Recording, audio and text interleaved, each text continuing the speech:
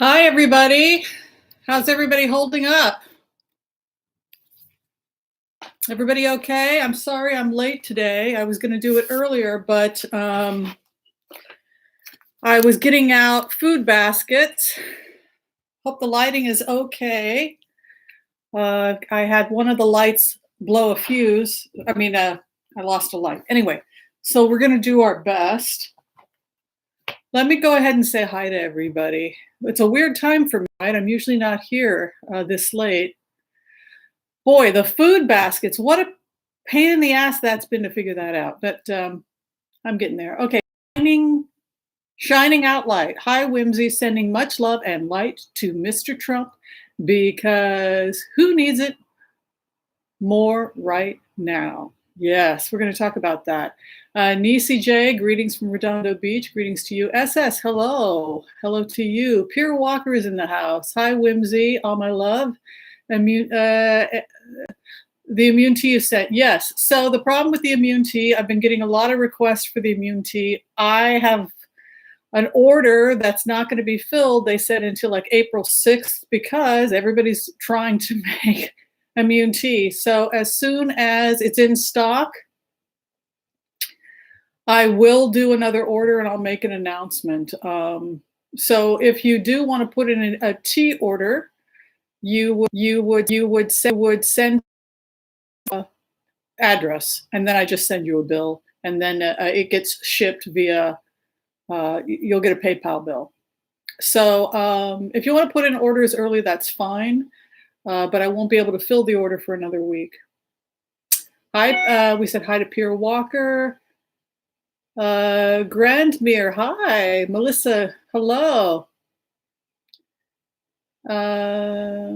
Peace all. Hi to you. Impish artist. Hello. Terry Dissler, excuse me. Good to see you. Connie Brown. Hello. Unfiltered entrepreneur with Jenny Friedman. Yes, we have started. Sign in John Stilldaughter. Did I say that right? Hello. Carla Rutherford. We'll keep saying hi to everybody as we go along. Will the internet lag starting money because all the students logging on with teachers? Hi, Whimsy. I think you meant to say Monday. It's possible. I haven't looked at that. Thanks for the food from your friend in Frisco. Oh, so maybe did we send a basket out to Frisco? I hope so. Right now, I'm just finishing up 2 food baskets I got out today. It was for a family member. All the money that I'm collecting right now, I'm giving to anti-hunger programs. We donated $250 to Meals on Wheels, $200 to feedamerica.org. We did 2 gift baskets. We did, what else did we do? We did 2 gift cards, and today we had a little bit of money left over, so I made a donation to Hope for Paws, because unfortunately, from what I understand, the homeless in LA are getting hit pretty hard, and so their dogs wind up abandoned. So we have all these abandoned dogs that homeless people, they can't feed themselves, so they can't feed the dogs. So things are really hard for Hope for Paws right now. The strays are up. It's bad. So we want to take care of our 4-legged friends. So we gave them some money as well. Thank you. Who are we wishing happy birthday to? Happy birthday, Patricia. Thank you, Chatty Cathy. We did have a remote, and I did the remote. Hope for Paws. They're very sweet. Yeah. So I'm doing my smoothie. People have asked about my healthy smoothie. Builds up my immune system, keeps my protein up. I'm doing Orac Protein and Greens by Paradise. You can buy it on Amazon.com.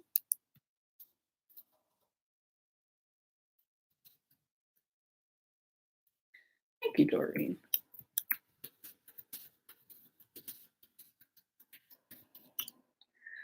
So the ORAC protein and greens by Paradise has the astragalus, it has the medicinal mushrooms in it. It also is loaded with other antioxidants. And so what I do is I do 2 scoops of the ORAC protein and greens as my plant-based protein. And then I put in half a banana and some frozen berries and some oat milk.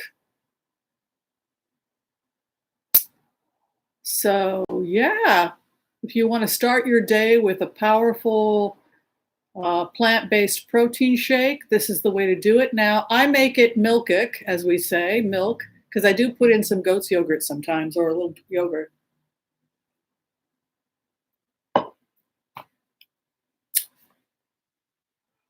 Self-love is self-care, right? We have to take care of ourselves. Hi, Whimsy. Self-care, self-love is self-care. That is security from AA Michael. That is security. Who's AA Michael? Sophie Garrison.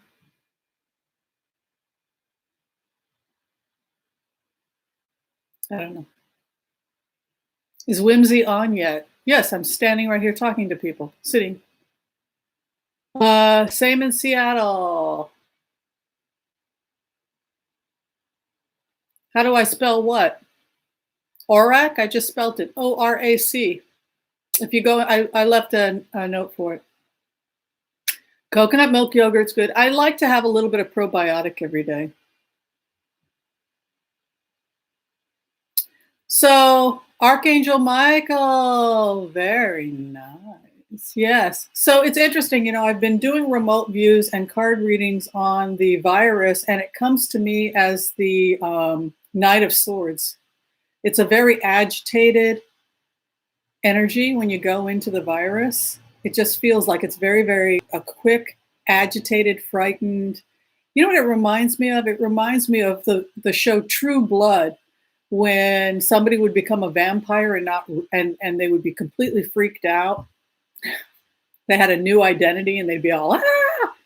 It's like, wow, that's kind of what this virus is like. It's as if it's a freaked out new being that has no identity. That's the best way to describe what this energy is going in. I keep getting asked, is this was it engineered? And that's what's really amazing about viruses is we've documented, I think the scientists, I was looking it up, have documented 6,900 categories of viruses, different types of viruses. And they predict that there are millions more we have not yet discovered. But what's really amazing about viruses is that they're just fragments of RNA. They're just fragments of DNA. They're just fragments, little tiny bits of it. And with something like COVID, if you had 2 animals theoretically infected with viruses that were similar, say they were both a plus strand single RNA, and both those viruses and the animal was infected with both viruses, theoretically, those viruses would begin, they're intracellular. They go inside the cell, they use the cell's DNA to replicate, or RNA to replicate, messenger RNA. So what happens is they start mixing their DNA, and then that's why you'll see the birth of new viruses. And you don't need to do it in a petri dish. You don't need to do, it doesn't have to be part of biological warfare. It's just something that happens naturally. An example would be the Spanish flu, which started off as an avian flu, H1N1. And it actually probably took place in Missouri. I think they traced it back to farms in Kansas and Missouri.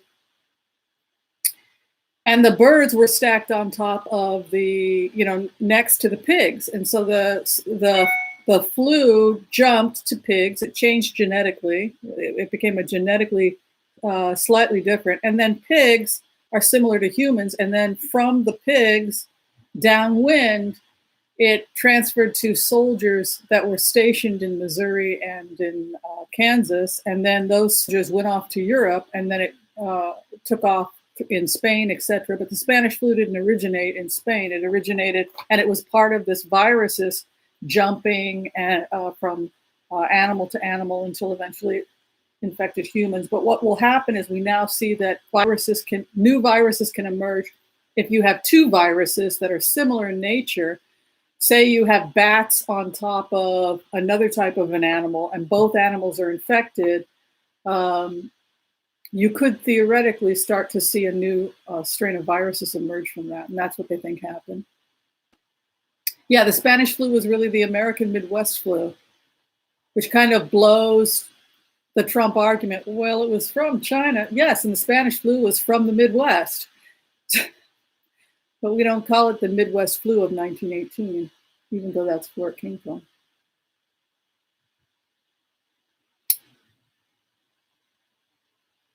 No moderators. Wandering Eyes is here.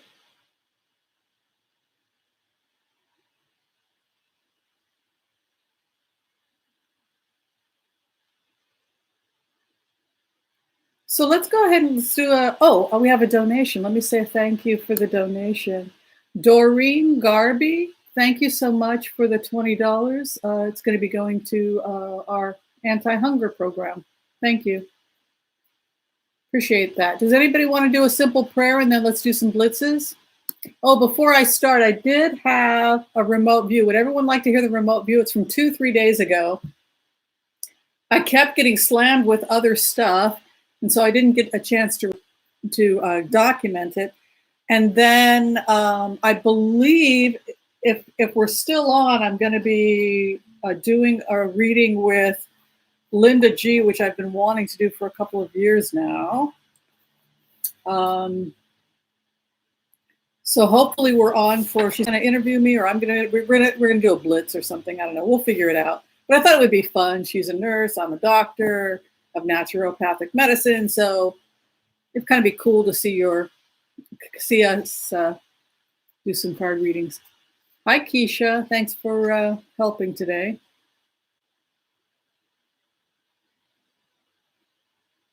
Okay. Hi, Gloria. Good to see you. Hi, Georgie. Peace to all is here again. Yes. All right. So the first meditation that I did, I've been doing a lot of meditations on evolution and how evolution can change us for generations. It's an idea that goes back to traditional cultures for centuries. This idea that the choices we make today, our descendants will either reap the benefits or the curses from our individual choices. So different cultures will have different allegories and stories about this idea of how a single choice can have far-reaching implications for generations, even though it may seem like a minor choice. For example, having a love affair with somebody, and then as a result, a child emerges, and then that child brings on a whole new generation of choices and actions, etc. So sometimes we will make a decision in a split second, or decision we don't really think about, and then there are these long-term implications. So in this meditation, I was focusing on the trajectory of human beings and how we evolved over time, and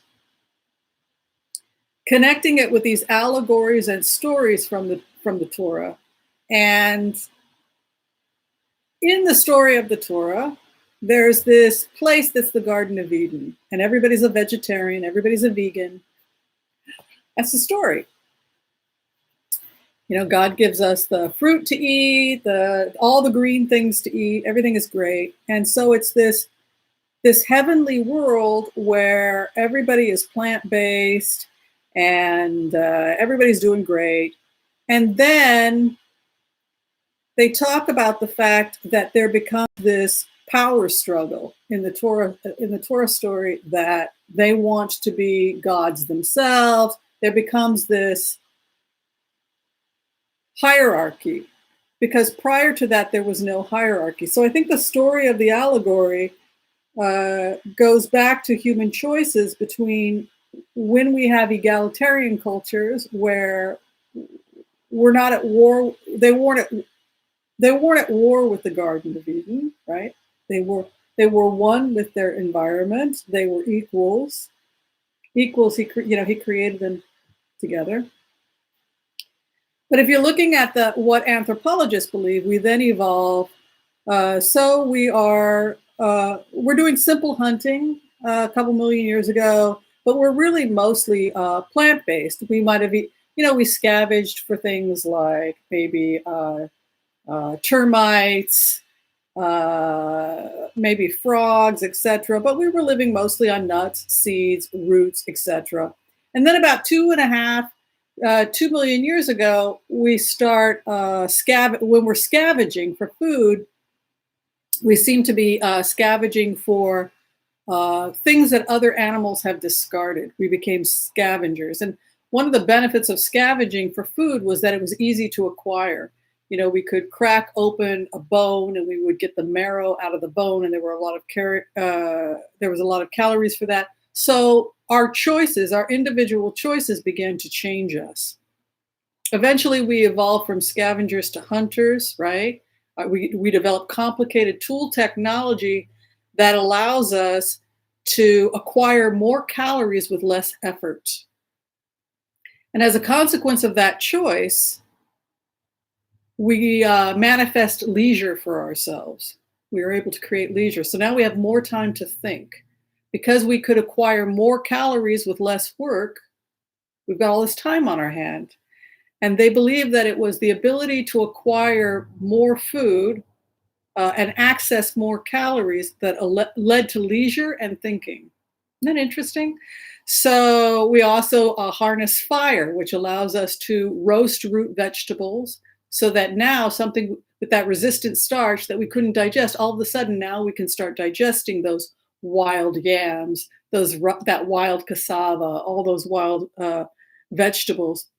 But the main point here is that as food acquisition becomes easier because of our choices, this completely changes our brain's capacity in the sense that now we are thinkers.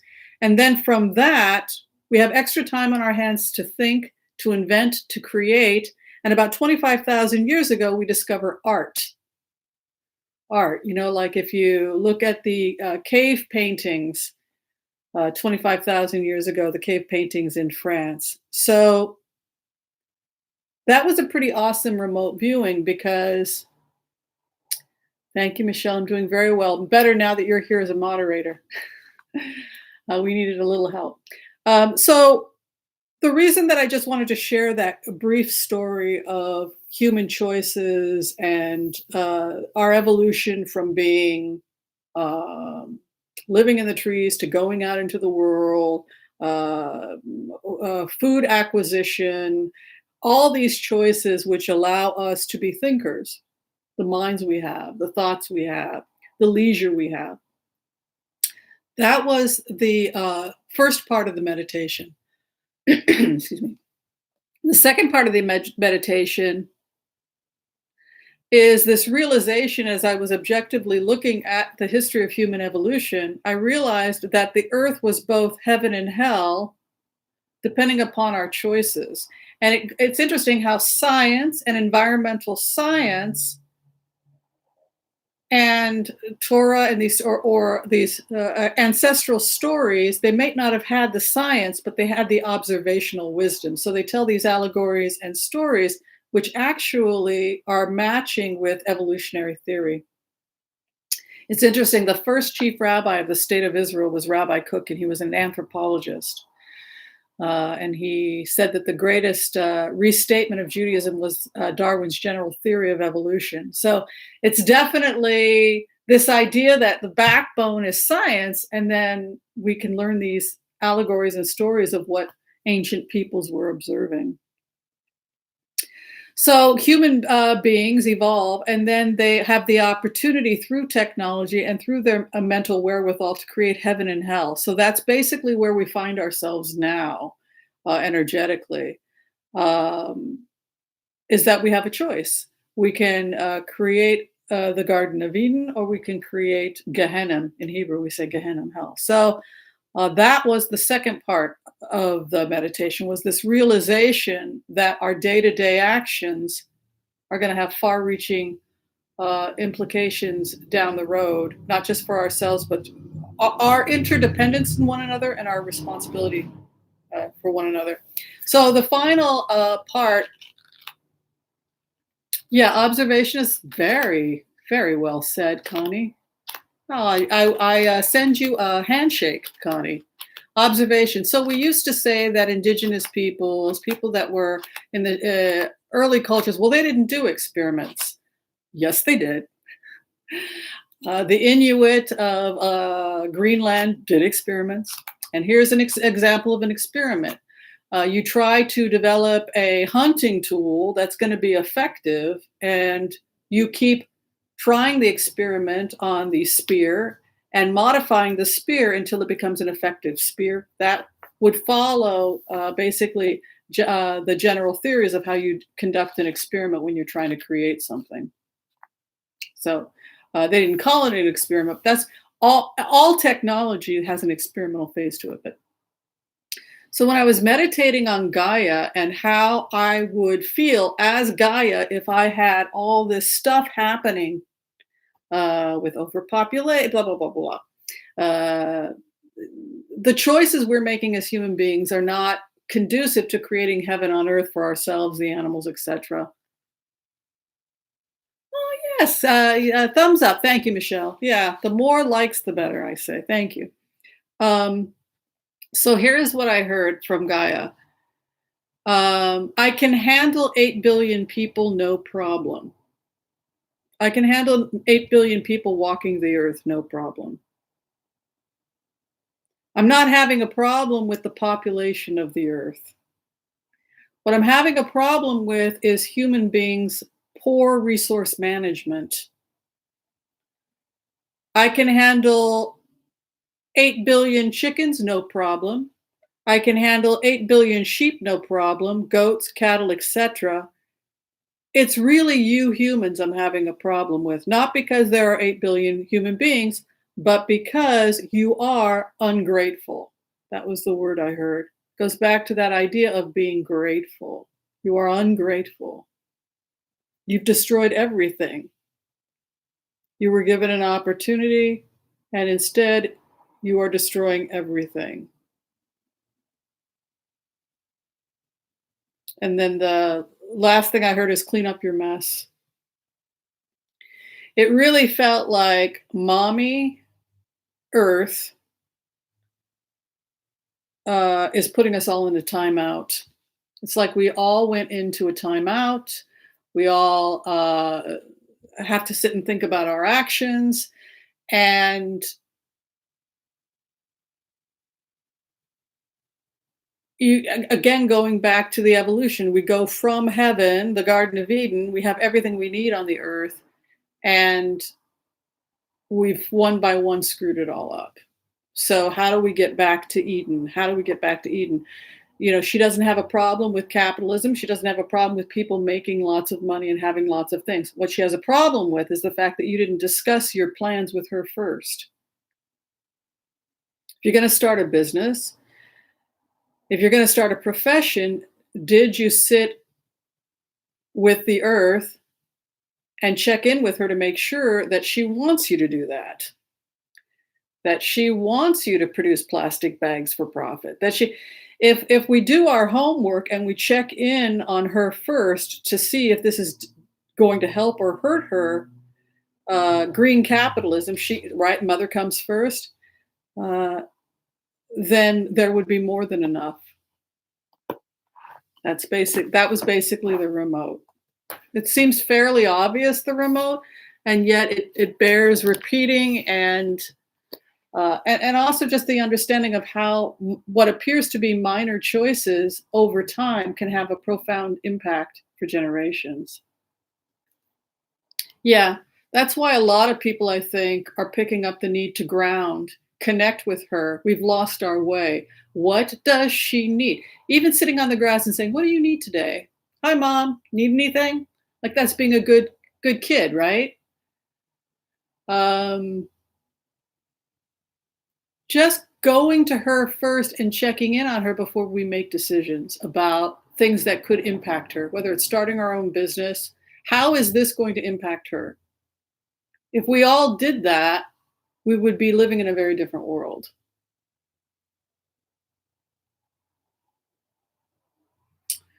All right. Even hair dye, right? You rinse, it goes into the watershed, and then from the watershed, that's her circulatory system, right? So you're poisoning her circulatory system. So when we dye our hair, did we bother to ask, hey, mom, do you mind if I put poison in your circulatory system? It's probably a good idea for me to stop being brainwashed into believing there's something wrong with my natural hair color. Get over it and just stop poisoning your circulatory system. Make sense?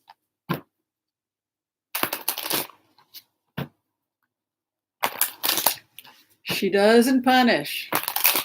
It's not a punishment. Like I hear you, Evie, but I kind of look at it more like it's a natural order.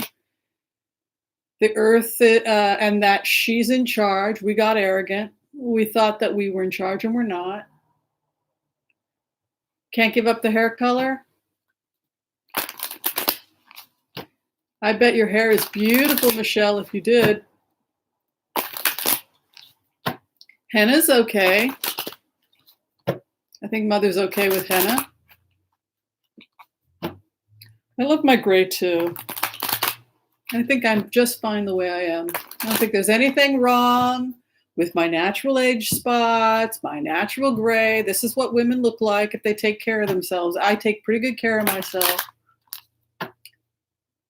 Let's do a prayer. And let's do a general reading just to check in. Does everybody want a group reading? Are we ready? I bet you have beautiful hair, Pamela.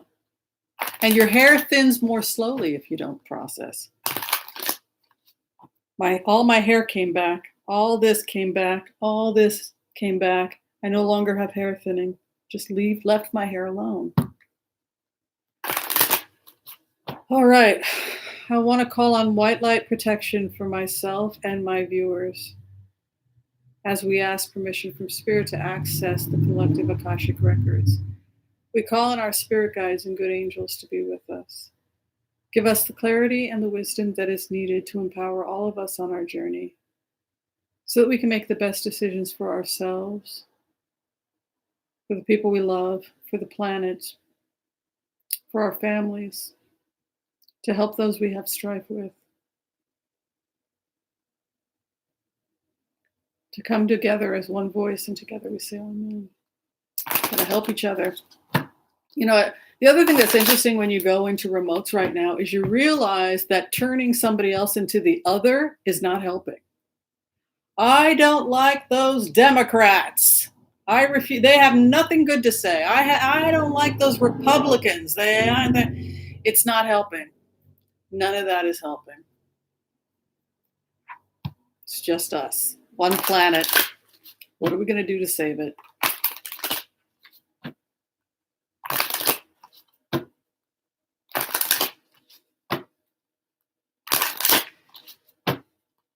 I mean, I think it's kind of sad if there are trolls because, damn, the planet is, we could lose a lot of people. Is that really how you want to spend the last, God forbid you get sick?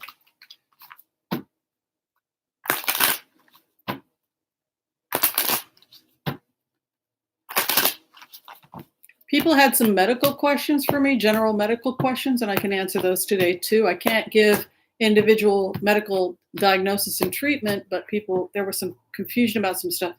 Boy, what do you think our base card's going to be? Let me see what's the base card for the group reading? Like 5 times out of 5 times. Who can guess it? Who's the archetype that keeps coming up?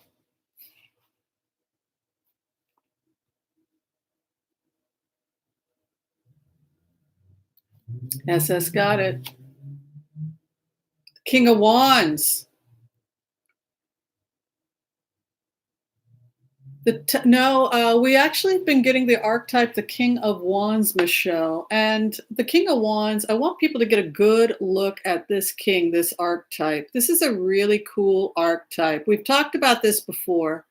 You can see he's sitting on a throne, and you can see the Lion of Judah is behind him. That can also be the sign Leo. He holds a staff of authority, which was the symbol in tribal societies and still is to this day, that whoever holds the staff holds the authority. It was an authority. You weren't supposed to hit people with it. That's not its function. That was a mistranslation. Hit the child with the staff. No, that's not what we do with staffs. Staffs were symbols of authority, that this is the chief or the head. It's interesting, during the time of the Passover, we think about Moses having the staff of authority. It was his wisdom. It was a symbol of his wisdom.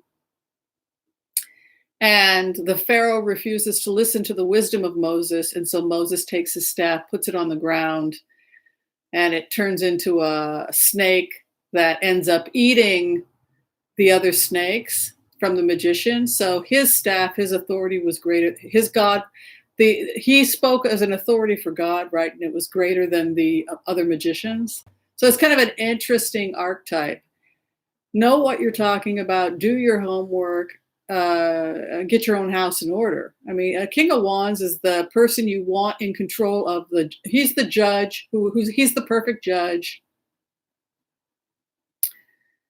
Yeah, Connie, that's right. Whoever holds respect the staff, or whatever it's like I used to go to Native American circles that were headed by a particular shaman in the Tlingit tradition.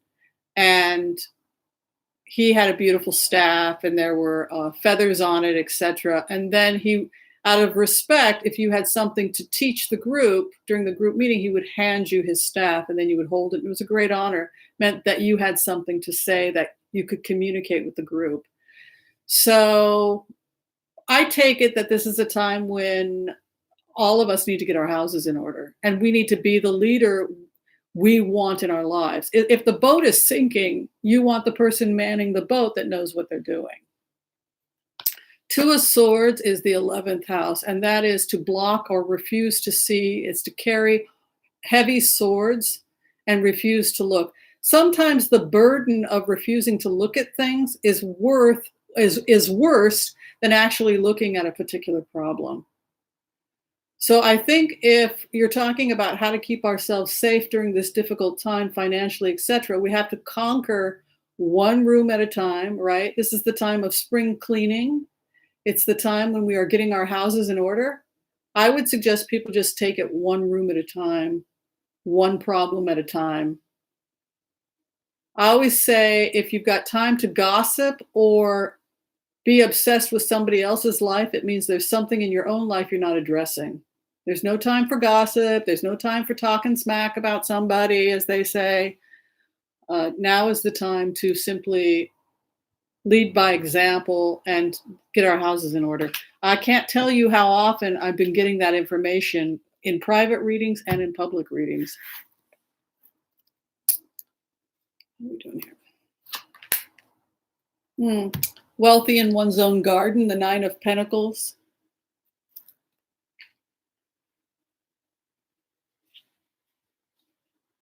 What crosses us? The Star. I really feel like we're going to be okay. They're going to start letting people go back to work, I think. Even though this is a disaster, and it is a disaster, there are certain non-essential people that are becoming essential. I'll give you an example. They closed down the place where I do my laundry. I don't have laundry service here, so I have to go to the laundromat. So people don't have any clean laundry. What I think is going to start happening is that they're going to let people go back to work, but they're going to have CDC guidelines. So if you are going to your office, you're going to have CDC guidelines about healthy, safe behavior at work in terms of not exchanging anything. And I can see people in some areas going back to work in a couple of weeks. The laundromat, the laundromats have to reopen pretty soon because People got to wash. You can't go to work. You can't. You got to clean your clothes. But the star is coming over with the Nine of Pentacles, so I think we're going to be okay. But I think that, yeah, the bathtub, it's really hard on your back to do that. I'm doing it in the kitchen sink. Just my sleep clothes. And I ordered some extra t-shirts on Amazon because none of us are wearing anything but t-shirts anyway these days.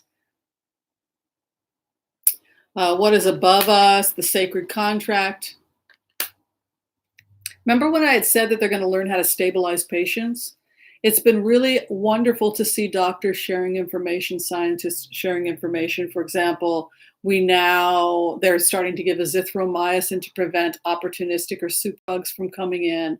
Because if your immune system is wiped out from this infection and an opportunistic bacterial infection comes in, a lot of the time people are dying from secondary infections rather than from the coronavirus. They'll test negative and then they'll start having a cytokine storm, etc., because they've got sepsis, MRSA. So now there's prophylactic azithromycin that's being given. Not giving NSAIDs, COX-1 inhibitors because they can cause hemorrhage. That information came from the French doctors. This is why stabilizing the patients is going to become such a major issue in the next weeks and months, is because we're sharing all this information. Does this antiviral work? Does that antiviral work? How do you stabilize the patient? The fact that we now know you can give certain antibiotics at a certain time is going to really lower a lot of the mortality rate in those patients that are dying from secondary infection. So again, it's just this idea of stabilize, stabilize, stabilize. And I think the more we learn how to do that, the better. Not everybody can take amoxicillin, but yeah, amoxicillin is for upper respiratory infections. That's true. But for MRSA, I think they're giving azithromycin for MRSA. And the main thing they're afraid of with sepsis is MRSA. Staph. Hospital-acquired staph.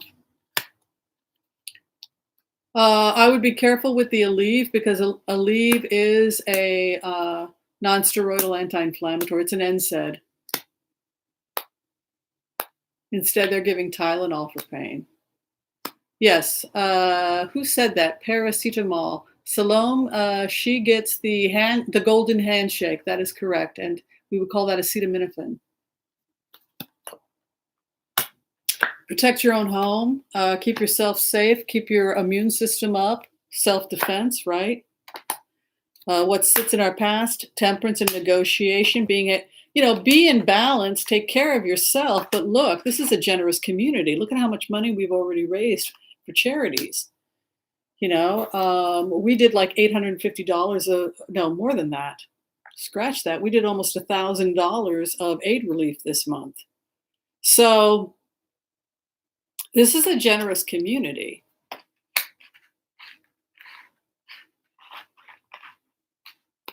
Where we're at right now, returning to our old ways. The good thing that's coming out from people being in quarantine is they're really returning back to things they may have abandoned before, whether it's their art, their music.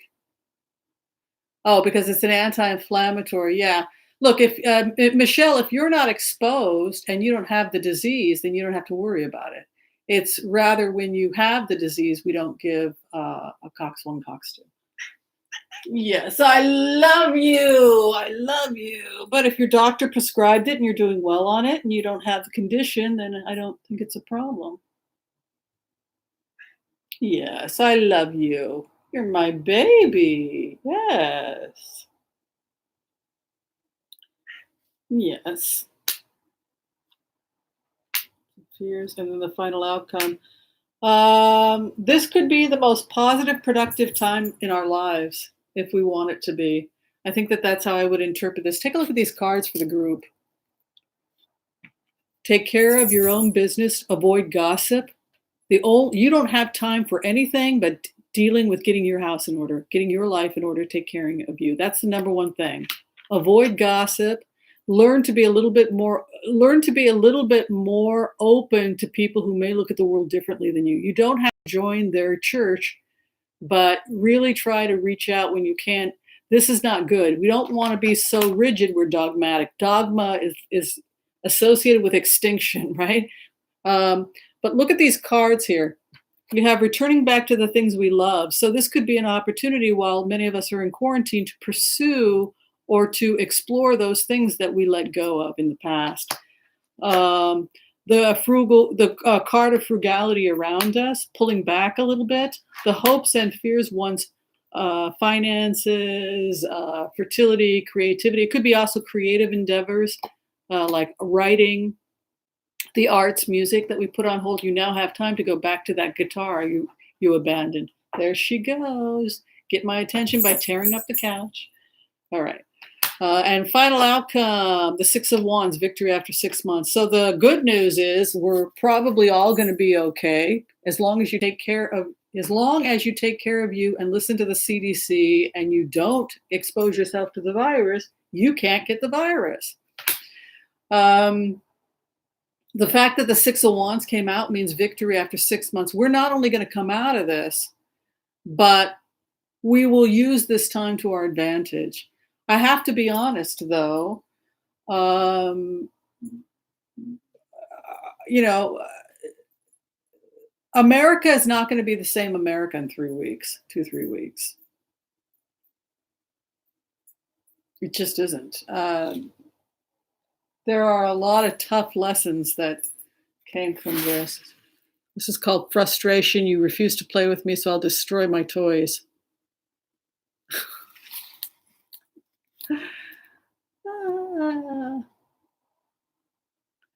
So let me do the clarification, but basically it's saying that we're going to be okay. Yeah, and we're going to see breakthrough, even though it's a complete mess. There's going to be something happens in April. I think they're going to come up with some way that's pretty incredible to stabilize patients by April. I'm about 3 weeks, but getting there is going to be really bad. So please, please, please. Remember I said 2 months.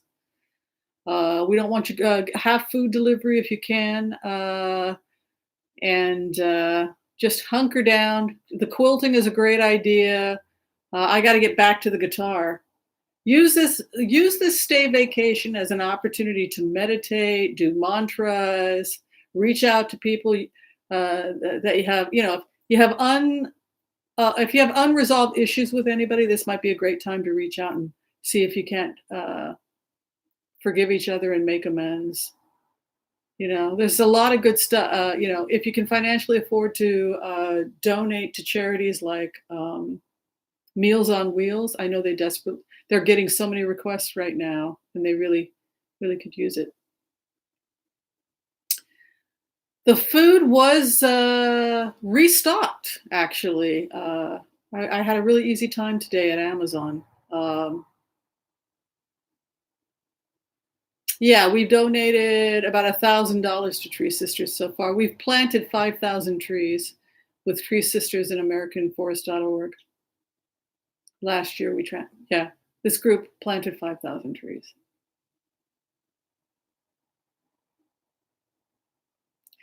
La la la la. We have a singer. Very nice. Kidney stones are painful. So I think the takeaway here, and I think it's a very powerful thing to hear, is so long as we have our facts straight, and as long as we are not putting ourselves in unnecessary harm's way, and as long as we are focusing on getting our homes clean, organized, doing an account and a reckoning of everything, your business is your business right now. And not wasting time getting angry at the president, it's a waste of our energy. And Fauci doesn't sit around talking about how he hates this president. It's a waste of his energy. All of his energy is going into mastering, being an expert in viruses and saving lives and getting his information out. That's how all of us have to be. Take care of yourself first. And then once you've mastered that, you can reach out and try and help other people. I also wanted to give a shout out to all the yoga instructors. I know we have some yoga instructors that are watching, that have done videos. Absolutely. There have been shout outs and requests for volunteers, particularly with the seniors, teaching them steady breathing, strengthening the diaphragm, all those breathing exercises. So for the yogis, much gratitude. If you are doing videos from home, getting your friends to do yogic breathing and breathing exercises with you, kudos to you for that. It definitely helps, particularly with those people who have the infection and they need a little help with their breathing. It can help. Thank you, Terry. We will feed the hungry with that donation. Okay, let's play.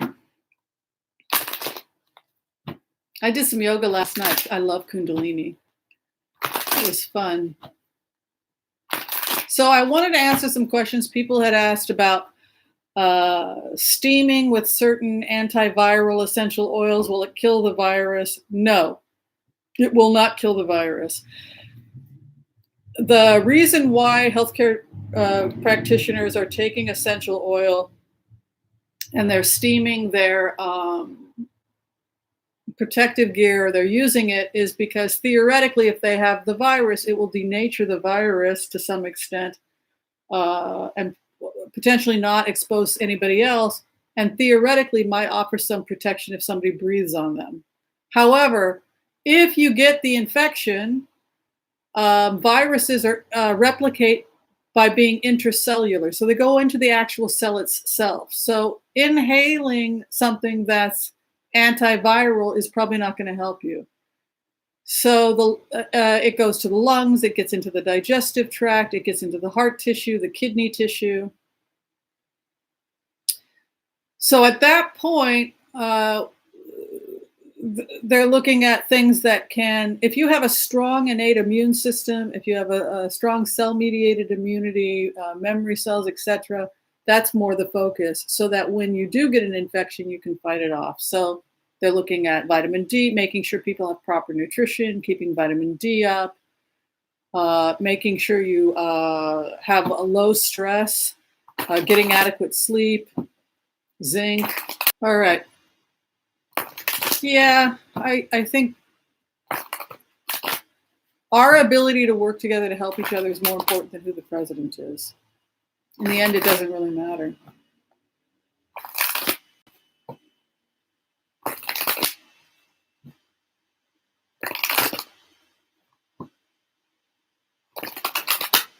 Jewelry. Oh, that sounds fun. Making jewelry does sound fun.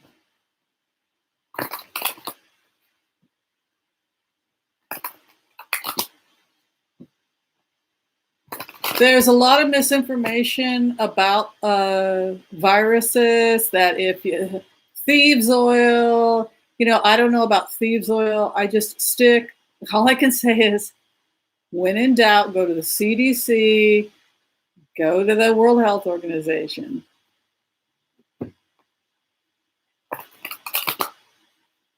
Areas of the stores that are bare. I think it's getting a lot better. I was able to fill 2 gift baskets today. It was fairly easy.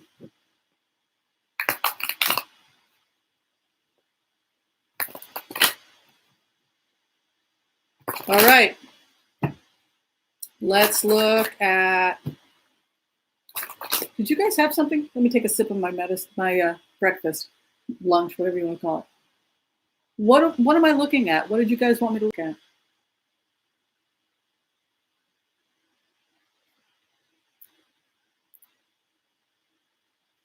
Oh, Michelle, such a sweet girl.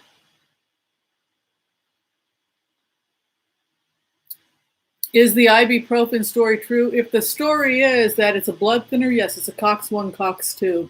COX-1 means that it can thin the blood. The concern is that if a person is having, if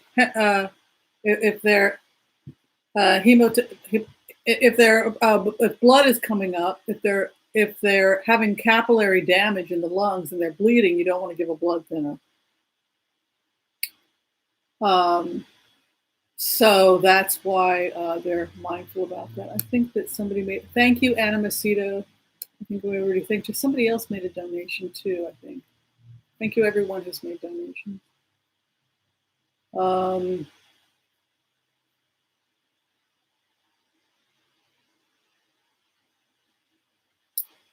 No, I don't think it was leaked from a virology. I think there were two animals stacked on top of each other. Both of them had viral infections. And what happened was is that one of the animals wound up infected with two separate viruses at the same time. And viruses replicate intercellularly, and they started gene shuffling. And this is what's scary about viruses, is that it's such a small amount of genetic information that you can wind up fairly easily with a new strain just because of gene shuffling, particularly in an animal that might be carrying two infections at the same time. And that's pretty much what happened. And that's why you need public health, and that's why viruses can be really scary things.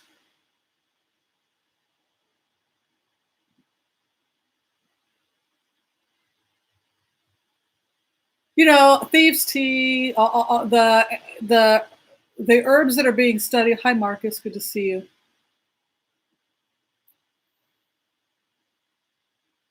There are no, I don't know of any allegations against Biden. I know that there's a Russian bot trying to convince people that Biden is some spooky, scary person, but I think that's been debunked. Is Andrew Cuomo healthy? Let's take a look at Andrew Cuomo. You guys aren't telling me what to do. I'm just waiting. Oh, you want to look at Andrew Cuomo?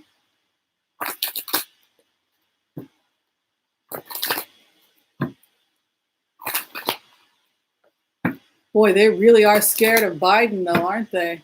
Because Biden's going to bring back NATO. It's going to strengthen NATO. What's my smoothie? My smoothie is Orac Protein and Greens by Paradise, 2 scoops. Couple tablespoons of yogurt, some frozen berries and bananas, and some oat milk. Would you read on the Russian-Chinese disinformation campaign about the virus? Okay, let's do that. That sounds even better. The Russian-Chinese disinformation about the... I mean, this is not hard. If you study virology, it's not complicated. It's only, I mean, it's a single-strand RNA. This is a...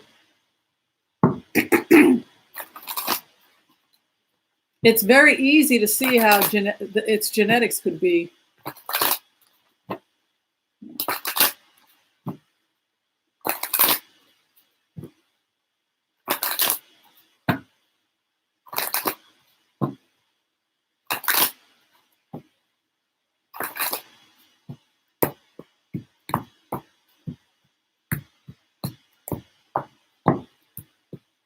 People have to understand that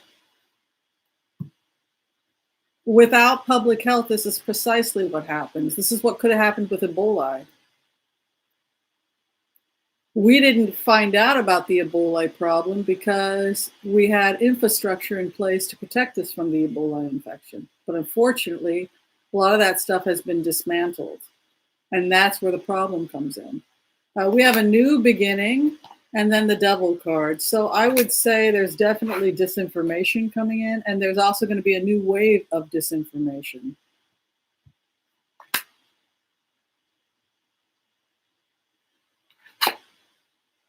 Yeah, they're fast at work. You know, it's interesting. It's interesting how propaganda works, because you could use it. You can take a really upset population of people that are hysterical because they're in their homes, they're on the internet, which is a great opportunity to indoctrinate more people because they're all on the internet. So then you just flood it with bots and bizarre information, and then people don't know the difference, and then they're hysterical because of the virus. And I don't know what to believe. It's really simple. You just read the World Health Organization and, study virology, talk to doctors. But the business of, and then the mastery card, this is like probably disinformation, pounding away disinformation.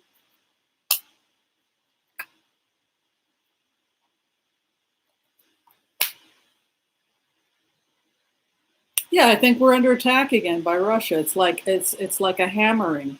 It's like a hammering of information coming in, bots.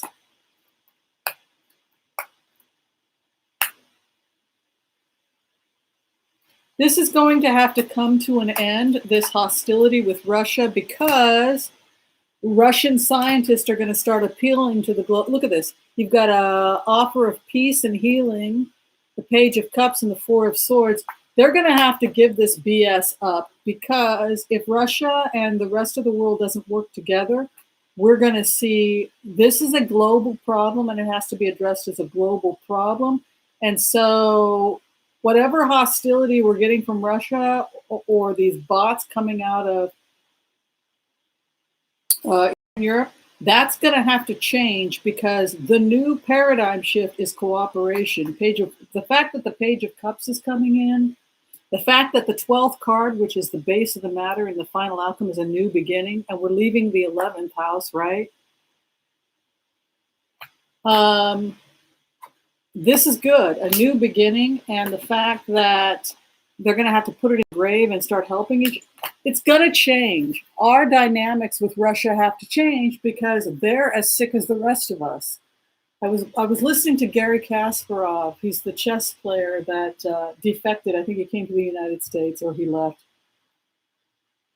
And he said in Russia right now, there are 52,000 cases of suspected coronavirus, but they're refusing to test them. They're just putting them in quarantine so that they can continue to keep their numbers low. But the numbers in Russia are staggeringly high, but as long as they order you into your home and they don't test you, they don't have to report it. And it's possible that that's what's also happening in China. They're just telling people, stay home, we're not going to test you. As long as you're home, you can't spread the virus, and we can say that we've conquered the virus. And evidently Russia's doing the same thing, so we're not getting real numbers out of Moscow, certainly not in remote, poor areas of Russia and China. I'm very worried about remote, poor areas of China where they don't have the infrastructure that they have in Wuhan.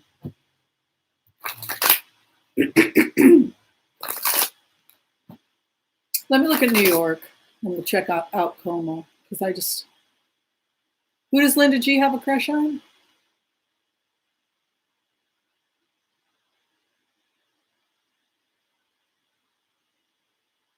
I have really weird crushes. I mean, and I've been this way since I was a kid. I just have the weirdest crushes. Like, I think my first crush was Gene Wilder from Young Frankenstein, when I saw Young Frankenstein.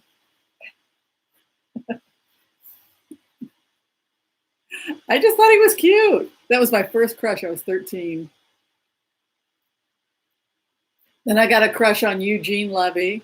I never got over that crush. Paul Simon, of course.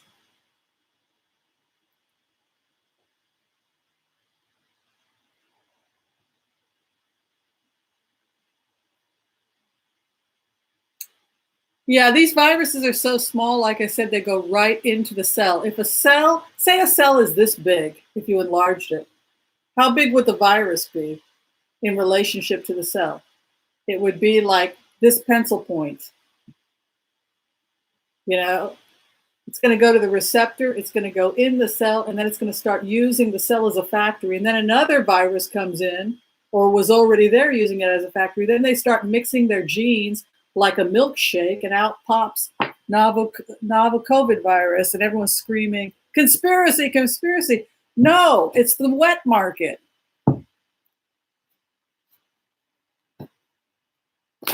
We want to believe that it's big and fantastical because we don't want to believe we're this vulnerable. And I get that. We don't want to believe. And also, it's kind of an insult to Mother Nature. This desperate need that we're in charge. And she's just gently reminding us that we aren't.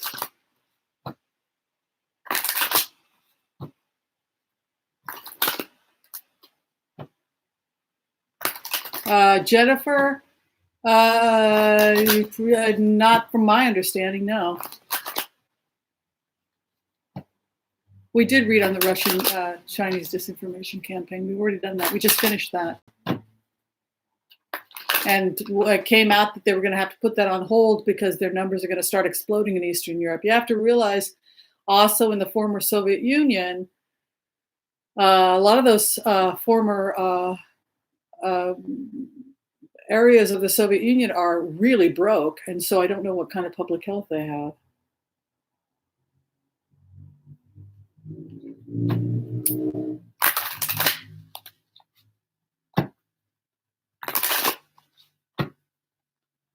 Okay.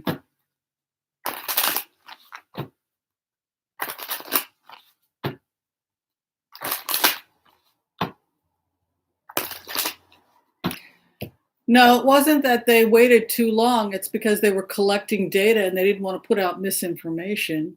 And airborne is probably not the main way it's getting spread. And that's not the main way it got spread, probably in the airlines. It got spread because they're pretty sure, because the stewardesses, they'll have gloves or maybe, and they will pick up dirty trays with saliva and the virus is on the saliva, and their hands are vectors and they're picking up all these dirty trays from this area and then transferring it to this and transferring it to this. And the next thing you know, you've spread the virus all the way down the plane. All right, New York.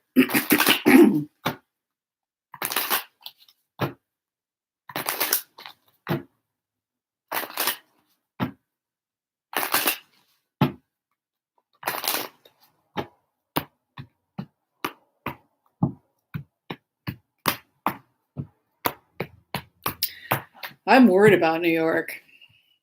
Oh, they're getting a load of help. Look at that Ace of Pentacles moving in with the Ten of Cups. It's like with New York, this feels to me like the cavalry has arrived. Look at that. The cavalry. Remember when I had said that I felt with Cuomo that people were going to come in and help him and then he said in a conference yesterday that he was reaching out to the international community. That's exactly right. I see boats coming. I see the cavalry coming. I see international help. It's like the best way to describe this feeling when you go into it on New York is a new wave of fresh. It's like you're fighting the army is fighting the war and you're ready to collapse, and a new infantry comes and relieves you. That's the energy. That's really good news for New York. There's the virus. Remember I said I used the Page of Swords as the virus. That is exactly what this energy, look at this. That is exactly what the virus feels like when I sit in it. Confused, angry, frightened, no identity, buzzing around rapidly. It's like it's like that. It's like a new vampire that has no identity yet. It's like, it's this really, it's the King of Swords. I mean, the Knight of Swords. That's how I see the virus. Oh, celebration. They're conquering the virus. The Three of Cups. This is interesting, isn't it? I love this. Even during hard times, I love being a reader. Oh, good. My sister's a nurse, and she's tempted to quit because they can't give her any protective equipment. And she's 65 years old. Good. Nine of Pentacles. Yeah, they're waiting for their ship to come in. Look at that, Three of Wands. The ships are coming in, the reinforcements, and reinforcements probably from Europe and other countries, possibly Israel as well. You can see the Three of Wands moving in, leaving the battle. scholarship. They're getting a lot of international help, New York. God bless them. Hopes and fears that it'll be a bloodbath, devastation. The final outcome, negotiations. They are trying to stabilize the numbers, and 90% of the, at least 90, a large percentage of the problem is lack of resources, equipment, personnel, etc. And that's the main thing that's coming in right now. And then the clarification, judgment. Yeah, look at this. They're getting help. They're getting a lot of help from DC right now. Look at that. Thank God. Within 2 weeks, a lot of this stuff is in place. And then the final outcome is the inheritance card. So major bailouts starting in the next 2 weeks. We're going to see major help going to New York. I mean, it's like they cried, and the whole world comes in. Here comes the cavalry.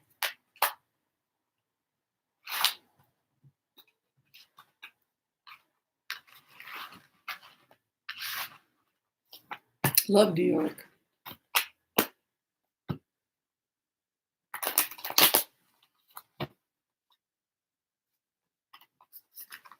Como seems to be fine. I didn't pick up anything on that. All right, let's see Trump. And probably he's not going to do too well, I would think, because I saw him stepping down in April. So he's probably going to get pushed out. He's not helping. Oh, Prince Charles, that's a good idea. I think Prince Charles is mostly vegetarian at this point. He's pretty health conscious. All right.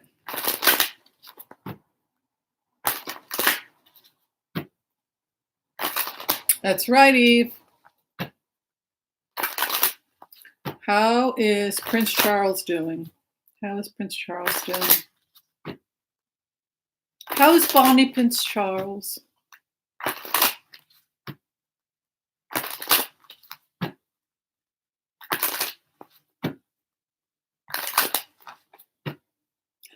They're worried about Prince George. Prince George had an exposure.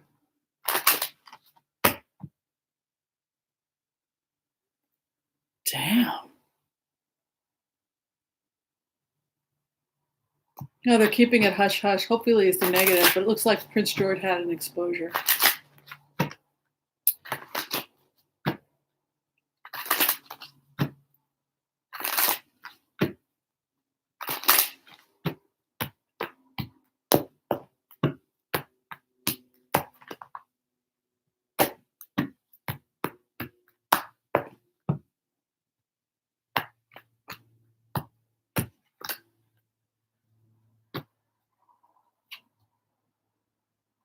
He's got to take care of himself. Yeah, I think Prince Charles is starting not to feel good. You can see a 5 of.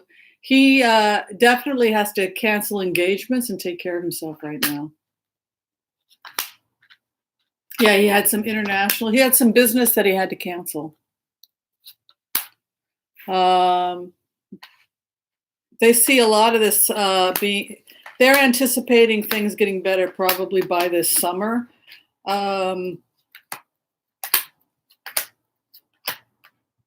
I think he's having a real hard time. It's really more worries. He had a lot of traveling. There was something about travel that had to get canceled.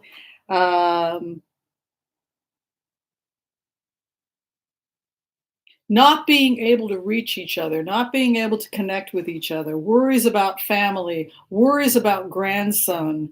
Possibly his grandson had an exposure. There's something about that coming up. And possibly that the business that the business of the nation could be halted until August of 2020. That's what I see for him.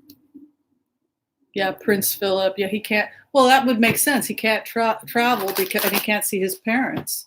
Both of his parents are quarantined. It's probably very difficult for him. And then he himself is positive. Yes.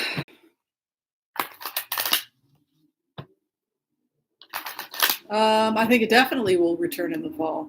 But hopefully we'll be able to deal with it by then. All right, let's check out Florida. Somebody had asked about Florida. I think it's a good idea. Let's look at Florida. Is everybody okay?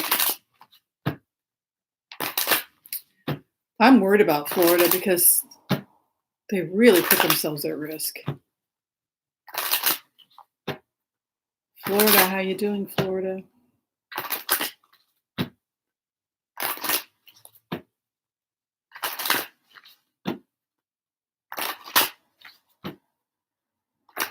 I don't know who Clyburn is, so I don't know that question, Teresa.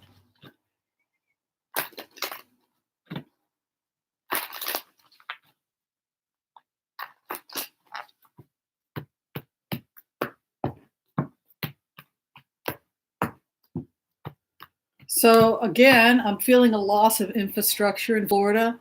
There's different counties. It's a large state, and I feel like they're not all communicating. It's like it's more than one state. Grief, poor organization. I feel like contracts and grief, they need to start communicating with the different counties. Devastation right over them. 10 of Swords. Boy, did they screw up.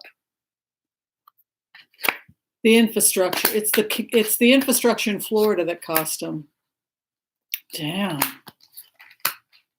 They're trying to stop it now. You can see a stopgap with the Knight of Pentacles and a star card in the 4th house. Movement. They can't control movement within the state.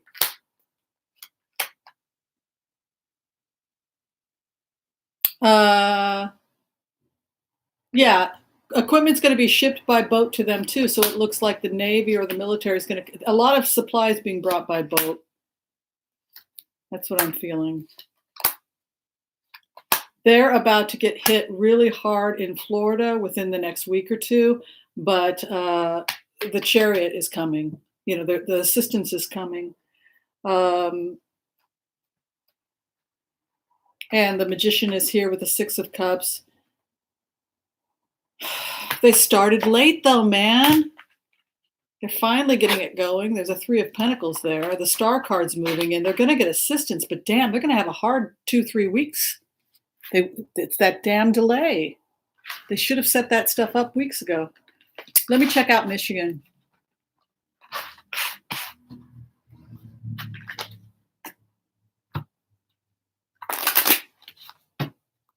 Florida doesn't look good. That was terrible.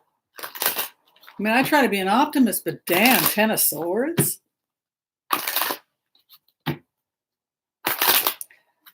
Okay, let's look at Michigan. Their cards were worse than New York.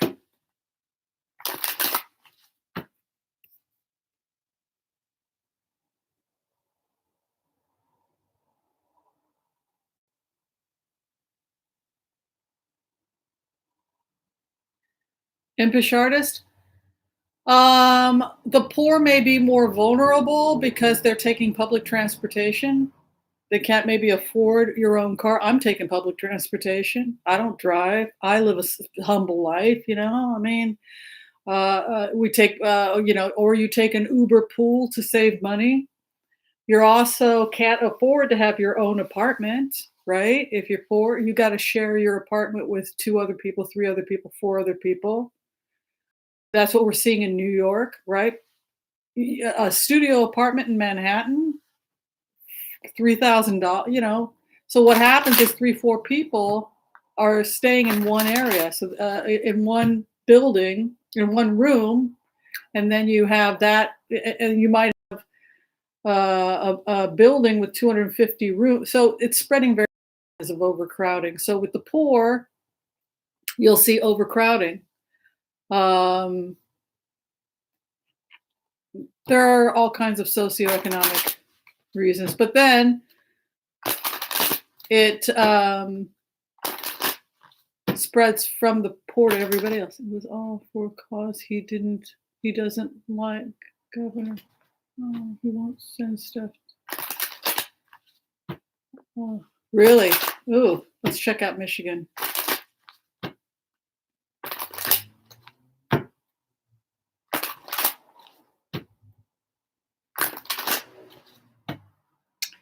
Yeah, Linda, that's what we were just talking about.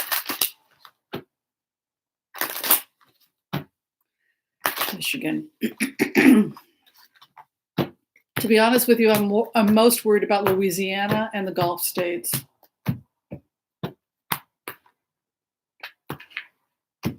Michigan. They get their wish regarding cooperation. They're making contacts. They're not relying on the American government. They're relying on themselves to figure it out. You know, they have a lot of experts where they're at, the opening of the eyes. This is a state that has never been able to rely on the feds for much of anything. If you're looking at Flint, Michigan, etc., their cards are good in the sense that they've been resourceful. Like Puerto Rico, they'll save themselves. Yeah, look at this. Education, exchange of ideas, opening of the eyes. They get their wish is the 12th card, which is the final outcome. And then here's the experts card.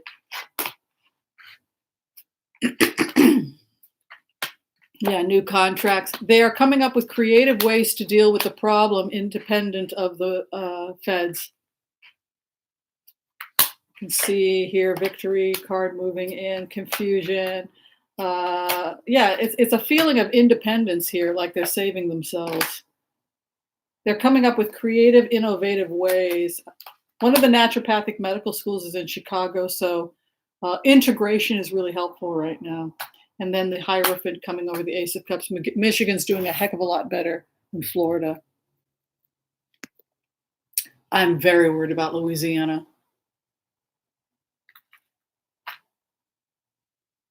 And the Midwest. And we've got the floods coming.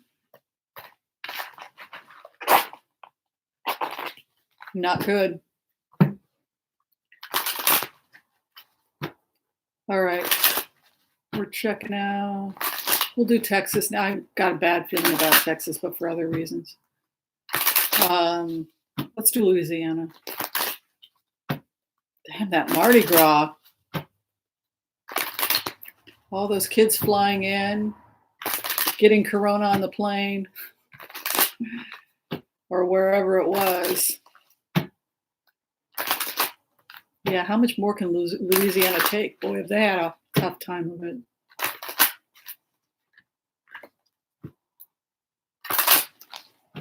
Really worried about those poor southern states.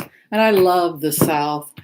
I know the South has a bad reputation, but there's some good people in the South.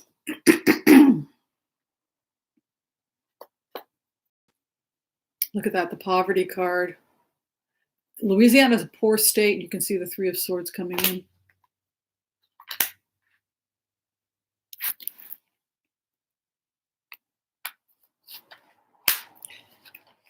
It's like now you've got these expert cards coming, the Master, the Hierophant, the Magician.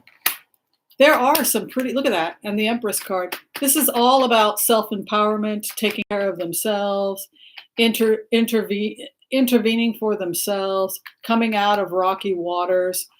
But they've got a hard road ahead of them, man. Look at that. This is their 12th, their outcome. And look at what the energy they're going through in the 11th house, a poverty card. Lack of finances is going to make it really hard for Louisiana to help its citizens. But look at that. They've got an Ace of Cups. This is all about receiving assistance. I'll tell you, the feds and the international community, look at that, get their wish. The feds are really going to start helping.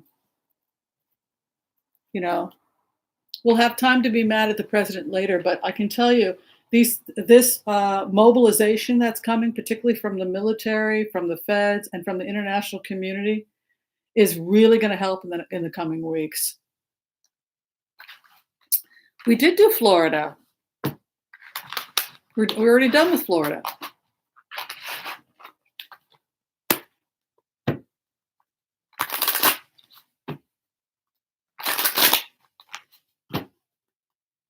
All right, we'll do Texas.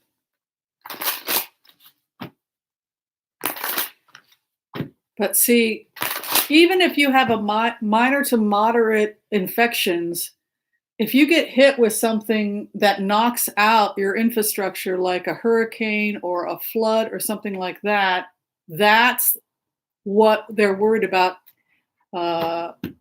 Because from the Midwest all the way to Florida, there's flooding now. Love Georgia. Marcus, I want to join you in Georgia. Marcus is from Georgia. I love Georgia. It's one of my best time I ever had in my whole life was in Savannah, Georgia. All right, let's look at Texas. Deep in the heart of Texas. Dun, dun, dun, dun. I got to go to Florida. I want to see Florida. I haven't seen Florida yet. It's supposed to be a beautiful state.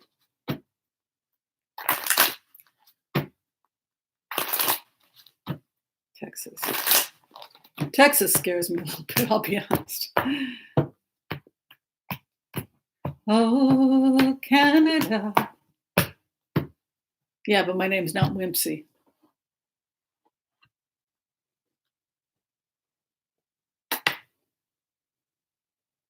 Oh, wow. This is cool. You got a nice Hierophant coming in Texas with a 2 of Wands. They're saying that the entrepreneurs, the business people, the private businesses are going to really start helping people. This is something I do like in Texas. The entrepreneurs, the business people, the wealthy, the private sector is really going to step up to the plate in Texas. That's good.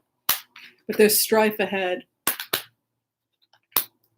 Concerns about poverty, a feeling like things are disorganized. Look at this. You can see the poverty card in the 4th house.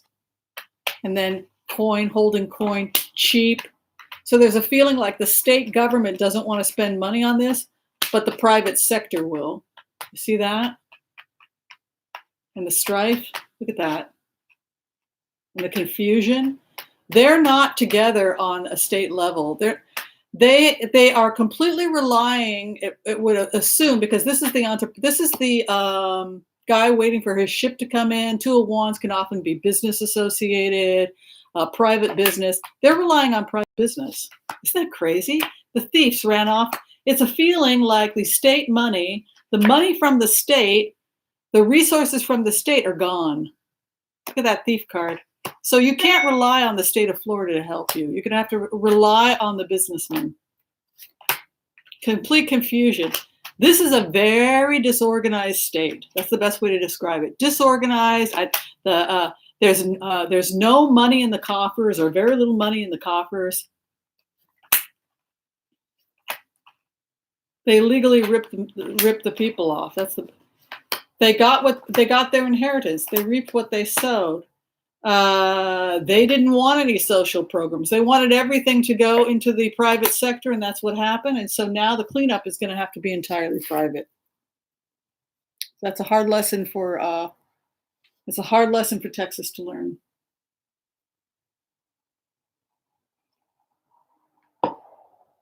Let's look at Canada.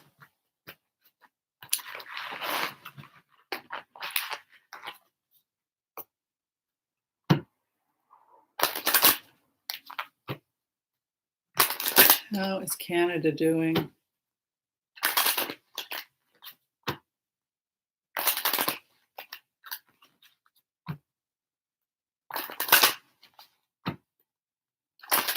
How is Canada?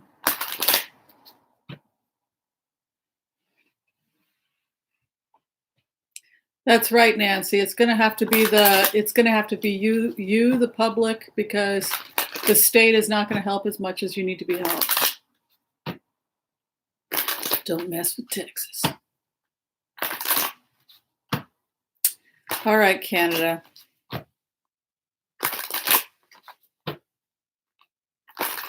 All right, so people are angry. I'm hearing people getting angry at Canada. And particularly the Native American community is getting angry that they're always the last to receive resources. That's what they're telling me. So it's great that the big cities are getting relief. The big cities are getting relief. The new refugees are getting relief. But the reservations are always last on the list. Remote areas are last on the list. And I'm hearing the activists from these communities really having a talking down with Canada about this. Two of Swords is the base and heartbreak. They need to remember their rural areas in Canada and stop this categorizing where Toronto comes first, Vancouver comes second, and remote areas of Ottawa might get something. There's a feeling when you go, it's a lot of land, Vancouver. My concern when I go into it is that traditional communities, remote communities, the island communities are not a priority. And that could be, you're not going to be able to control the virus that way. And they're going to have to, it's a problem. It's a big problem, is ignoring these remote communities.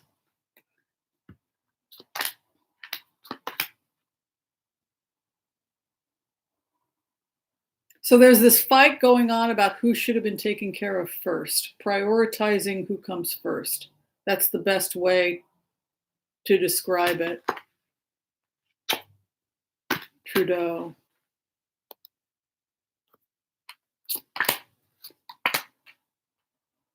Having to say no to people, or the emperor energy moving in. Prioritizing who gets help. Going with the most vulnerable, the strength card, the emperor card in the fourth house, objective reason, the karma, here also an inheritance card. So having to make tough choices, having to say, it's a feeling like they're making tough choices and not everybody's going to get assistance. Yeah, it's like Trudeau is making some really tough decisions. I mean, he's thinking in terms of sheer numbers. I get that when I go into this energy. Like, if you've got more cases in Toronto, obviously you're going to have to go to Toronto first. But if you have a large senior Native American population that has a history of not handling viruses so well, and you're an activist for your community, yeah, I could see we need some ventilators here. We need some assistance. So there's a little bit of that going on between the cities and between the rural areas in Canada. But the fact that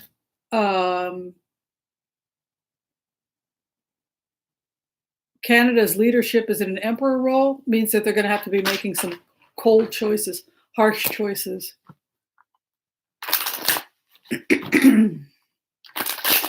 Hi, Becca.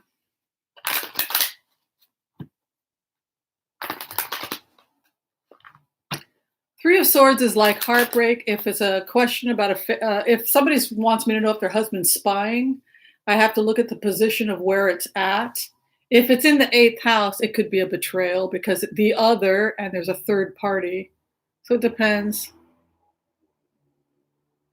It depends on,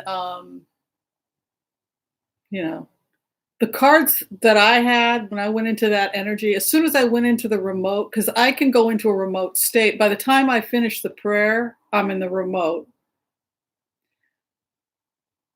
As soon as I went into that remote, I saw first person's activist arguing with people in Toronto about resources. That was the first thing I saw. So that's kind of, I love Gene Wilder and Eugene Levy. There's a pattern forming. Paul Simon, Eugene Levy, Harold Ramis, Gene Wilder. I used to have a crush on Dustin Hoffman, but then I heard some bad stuff about him, so then I had to give up that crush.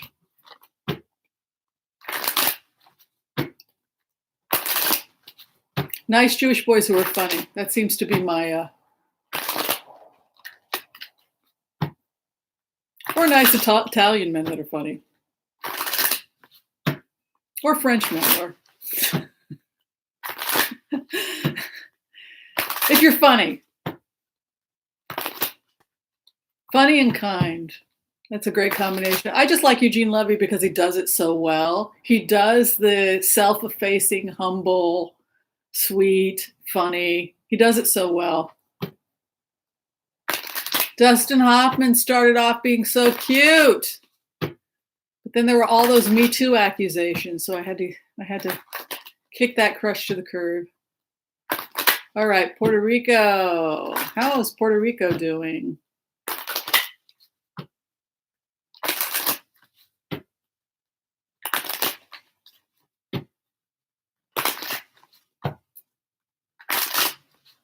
I love Schitt's Creek too. Boy, Schitt's Creek is getting me through this nightmare. I watch an episode of Schitt's Creek every night. I laugh. Instead of crying, I'm laughing.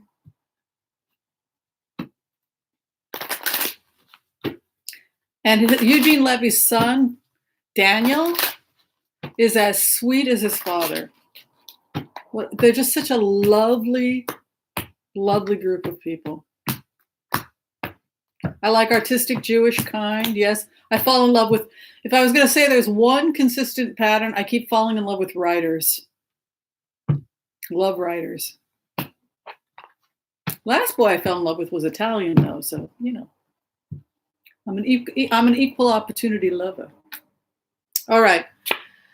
5 of Cups. Grief with an 8 of Wands moving in over Puerto Rico. So when I go into this remote, they didn't recover from the previous problem. You can see they were already in a vulnerable situation, and there's more strife coming. And by the way, hurricane season's coming again. I don't like that strife card coming in, and it's around August.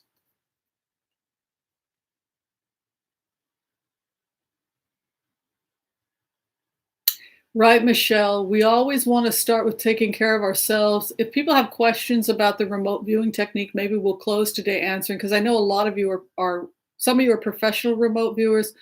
You have professional readers like Becca here, but you also have people, hi Ian, that are trying to learn it. My goal is that everybody on the planet learn it, because it's an innate part of our humanity. And I think the world would be a better place if we all learned how to put ourselves in the shoes of other people. Thank you, Nancy. Thank you for the donation to the channel. Yes, I liked Rod Rosenstein. I did, because when I did a remote of him, he had taken a little drive or something and given it to Nancy Pelosi, because I knew that the report wouldn't be handed out. And then he complimented the president when he was going to be fired, and the president got so scared when I did the remote. He didn't fire Rod Rosenstein because he got the impression that Rod Rosenstein was going to pull the plug and do a mass arrest. So, yeah, I think that Rod Rosenstein did a lot of stuff behind the curtain that people don't know about. But I was able to verify that that was a real remote, because the last remote I did on Rod Rosenstein, he was looking at himself in a mirror, and he had a black robe on, and he was checking himself out, and he was talking about how he would love to go into teaching, and how he loves teaching law. And then 2 days later, he was at the commencement talking about law. I was like, oh, that's why you were trying on the outfit. So it was kind of cool to have a proof, to do the remote, record the remote, and then to have the film footage of Rod Rosenstein 2 days later. It's cool when you go through that rabbit hole doing this technique, and then something miraculous like that happens, and then the scientist in you has to say, somehow human beings are communicating in unbelievably remarkable ways with these tools. We don't entirely understand it, but when we get a proof like that, it's really exciting. That's the thrill for the remote viewer, particularly those of us who are scientists, is when you get proofs like that, And then you and your friends, your audience can go, wow, that's cool. Or when we got a remote on Acosta where we knew that Acosta was going to be fired and that he would be bankrupted. And I had said, these are the worst cards. This is the worst remote I've ever done. And then 3 weeks later, he was fired. Or when we did the one on, what's his name? Epstein, and he said he was in hell. Crazy. It's crazy when you get close like that. It's just really neat.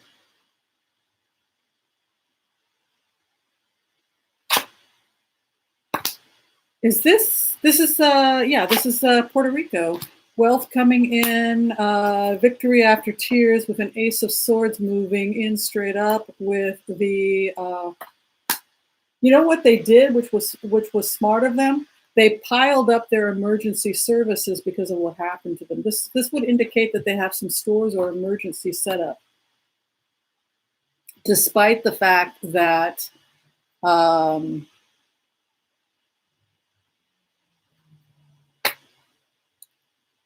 yeah, look at this magician card coming in. Let me see if you guys can all see this.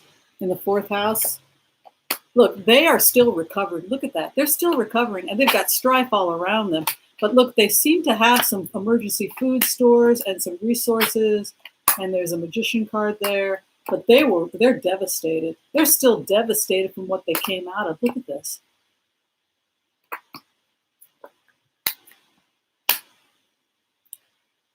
They've got a lot of emergency infrastructure in place because of what happened, and that's ultimately going to be switched over for them. They're getting less aid, but they're able to use what they already have. Boy, he's a jerk. Trump is giving them aid, but he's giving them aid, but there's this feeling of resentment, and they may not get as much aid as they need. If they need 3 billion, they'll get 3 million. Okay. Well, we went for an hour and a half, so I think we should probably finish up and let the other readers take the stage. I don't know if Becca's working tonight or if Johnny's working tonight. I usually don't come out this late, but I was just, you know how it is. I was doing the baskets. It took me like 2.5 hours to finish those baskets. Also, you call the person and they can't eat this and they can't eat this, and then you try to find it, you can't look. They like peanut butter, they don't like peanut butter. They like vegetables, they don't like vegetables. All right, everyone, be safe, be well. Love and light to you all. If you're trying to get in for a reading, you can go to tarotwithwhimsy.com and schedule a phone reading. I would love to read for you. Just listen to the CDC, listen to the World Health Organization. Do not put yourself at risk. You're going to be okay. If you don't put yourself at risk, you're going to be okay. All right, take care, everyone. I really appreciate the support of the channel, and thank you to everyone who has donated. We're helping a lot of people, and that's good. All right, be well. Bye, everyone. Thank you. Thanks for coming in. Be sure and check out the other readers today that are going to be going live. Bye.